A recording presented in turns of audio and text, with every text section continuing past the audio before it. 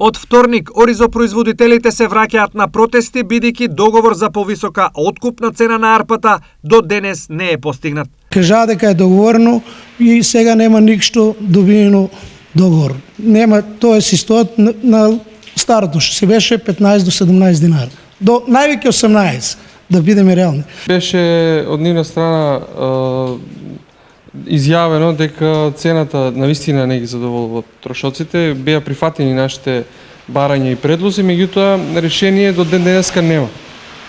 Имаше некои предлози за некои 3 до 5 денари за исплата на килограм предадена арпа, но сето тоа не е реализирано.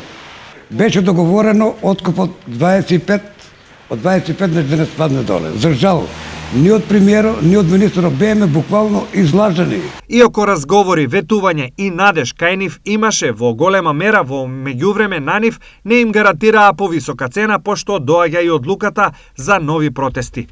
В Жнав, околу хектар и пол, одам, нудам, од 17 динара никој не ми даде повеќе цена. А влагата е од 15 до 17%, а одбиток ти вика 3% и автоматски им излава 16 динара арпата. Она што внесува можеби и драматика во продолжената агонија е нивното моментално расположение дека со овие цени овогодинешниот род тие ќе го остават на полињата. А оризо, ако се настави вака, луѓето се со намера да не го нижнеат. Значи ќе останат оризите неожнеани, па што сакат нека прават. На 16 динара арпата не треба ни да го жнеам, ни да го сеам више. На да не ни пушат вода за наредна година, површините са наши, ние ќе се одредиме што да сеем. Секако сме разочарани, ние сме на работа на екзистенцијата.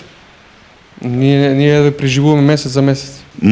Алармантна е ситуацијата и мора да се барат решенија кои ќе овозможат опстој на оризопроизводството и опстој на земјоделците од овој регион. Годинава оризот го има на околу 4500 хектари, од кои се очекува род од околу 20.000 тони оризова арпа.